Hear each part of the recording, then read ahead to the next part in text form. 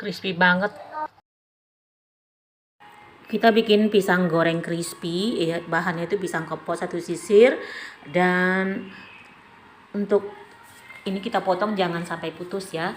Dan untuk tepung crispy-nya 100 gram tepung beras, 50 gram tapioka, baking powdernya setengah sendok teh, garamnya 1 sendok teh, telur 1, airnya 375.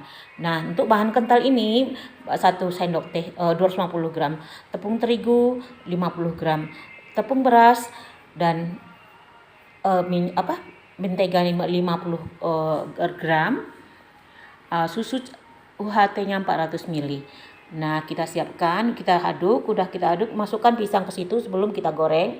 Masukkan pisang ini ke bahan ini, dan sebelum itu kita goreng dulu tepung crispy-nya. Jadi biar enak gitu.